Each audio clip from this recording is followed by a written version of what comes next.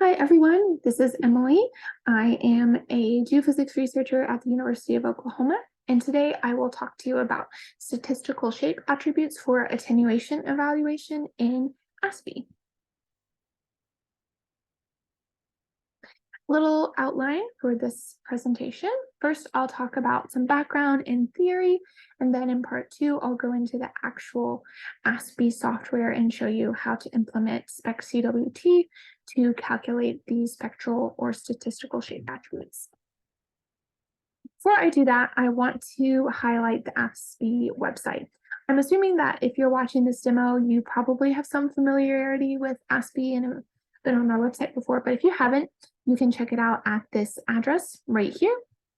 And this is a really great resource to start if you are familiar with AASPI, but you want to see how some of our researchers have used the software for their research, or if you have questions about how to do certain things in AASPI, really highly recommend it.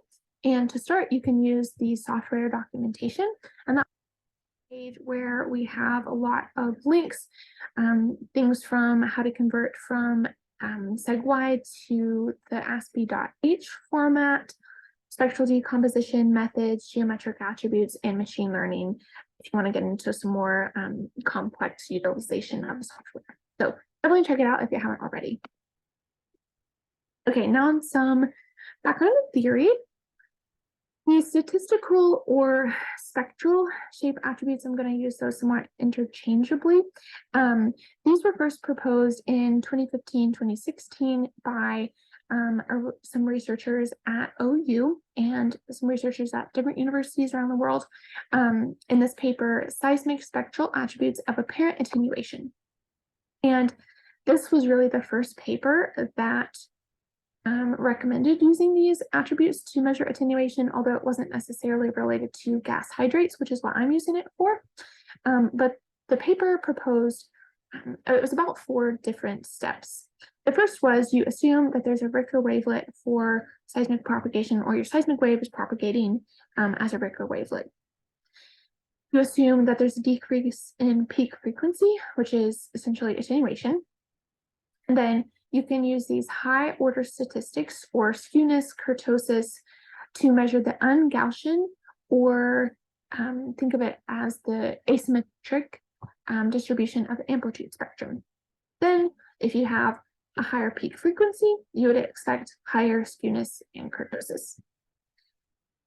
Attenuation is the reduction in energy due to some intrinsic factor, whether that's due to lithology, hydrocarbon presence, gas hydrates, etc. And we can use different statistical measures or attributes to measure this energy loss or attenuation. So if you have a reference spectrum not attenuated, this is an example of what you would expect to see for an attenuated amplitude spectrum. So how the process works is you take your original seismic amplitude volume, extract the amplitude, and then on the amplitude spectrum, calculate kurtosis and skewness and other attributes if you like. So what are these attributes actually? So skewness is basically a deviation from the normal distribution of a data set. So if you have positive skewness, shown by the blue, then that means your data is skewed toward the left. And if you have negative skewness, then your data is mostly skewed toward the right. Kurtosis, on the other hand, is related to the tails or the outliers in your data. So if you have positive kurtosis, then that means you have a large number of outliers. And if you have negative kurtosis, then that means you have a few amount of outliers. Okay, so now we're going to go into the AASPI workflow.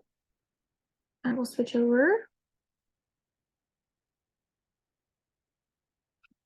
to AASPI software. Okay, so this is the main page of AASPI, and this is where we can calculate different attributes, geometric attributes, formation attributes, etc. So we're going to calculate spectral attributes. So we'll go to spectral attributes and then SpecCWT, and it pops up a little description of what the attribute actually does.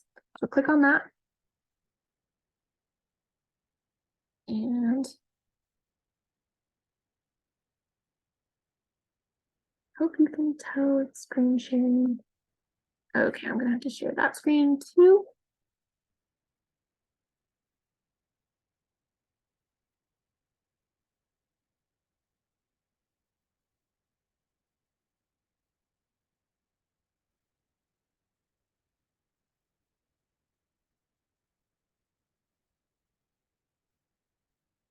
Now sharing the screen. This is where, this is really the place where we calculate the attribute. So you're going to, in the seismic input, click browse, and then I'm going to use data from Pegasus Basin in New Zealand. So you click your data, and then you can name it whatever you like. Obviously, it should be something meaningful. And you could say version 1 or run 1. Again, anything that's meaningful. And I recommend do something that you will remember. Maybe write down the name that you choose, because AASPI does compute a lot of files, and it's imperative to stay organized. I'll say that. Okay, so here there are 4 different windows: primary parameters, spatial operation window, vertical operation window, and then parallelization parameters. I would recommend clicking on parallelization and then determine maximum processors on local host. If you're using a computer that has a lot more processors, my little laptop only has 4, so you might have 32, which is great, but you can click that there and that'll help speed up the process a little bit. This is if you want to calculate between a certain number, certain CDP number. The vertical operation, you can calculate it between 2 horizons or around a flattened horizon if you want to. But for this, I'm just going to calculate it over the entire volume that I have, so I don't really mess around with those windows any. This is where you can put in some spectral balancing parameters or different frequency values for an OMSB filter. Usually I will change this to 10 cycles per second for the frequency increment, but you can leave it at 5. And I like to not use spectrally balanced output. Since we are trying to measure the asymmetry of the data anyway, I like to not use spectrally balanced data. And then you can select the different output volumes that you want here. But what really is important is want excess kurtosis and skewness. Check yes. Spectral slope is somewhat related. If you want that, you can select it as well. And then any of these other attributes, if you want those, you can select them. And then come down here, execute. Usually it pulls up a window that says the line decimation is too coarse. If you are just using 2D data, just hit OK and then run it again. And then it will pull up another window that says when it has finished running. In the meantime, we'll go back to our main page on AASPI.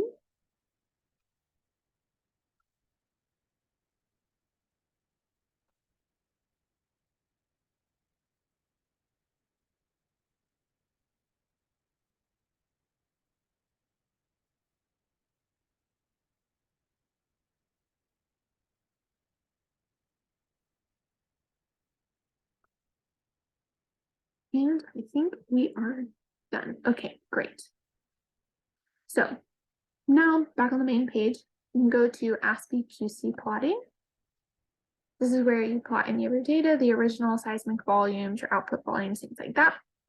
Just browse and you can see that there are a lot of outputs. That was just from the spec CWT computation. So let's do skewness first.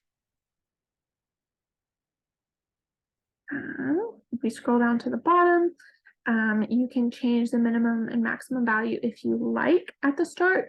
I've done this quite a few times, so I'm a little more familiar with my data. So I usually do this around -2 to +2, but you can leave it at the default values if you want to, and then change it later. And then execute the plot. then if we go pull up that screen, this is what we see. If you want to change the color of your data, you can go to File, Change Color Table, and then if you want a rainbow color table, you can apply that there. If you don't like that and you just want to stick with a normal one, say cancel and go back. You can also change the ranges for your data by going to Settings, Data Ranges. Say you wanted it to be -3 to +3. Do that, apply, or cancel will take you back. If we do the same for kurtosis, go back and pull up the main window, scroll back up to the top, and then select kurtosis instead of skewness. Here, you actually want to check use statistical data scaling, and then all positive values. Kurtosis is inherently all positive, so you want to have all positive values for this. I'd recommend starting off with 0 to 100 so you don't clip any of the meaningful data, but you can go back and change this to 5 to 95% if you want to. And then execute ASPI plot as well. And if we go to that screen, that will pull us up here. And as you probably can tell, this color scale is not super great. So we're going to go change color table. For kurtosis, I like to use an energy or frequency color bar for this. You can hit apply. And it looks like we're probably around with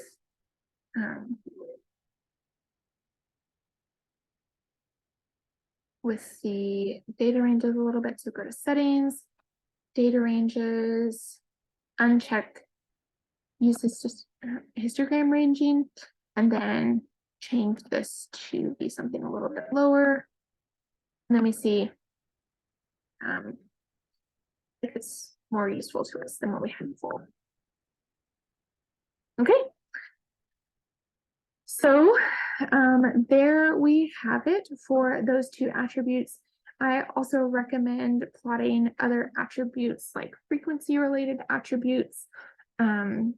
Instantaneous frequency, I found that one to be useful rather than amplitude attributes when you're trying to evaluate attenuation. But I hope that was useful. If you have questions, please feel free to reach out. And yeah, hope that helps get you started on your ASPI projects for the new year. These are some references that I use for my research. If you're interested, please check those out. And thanks so much.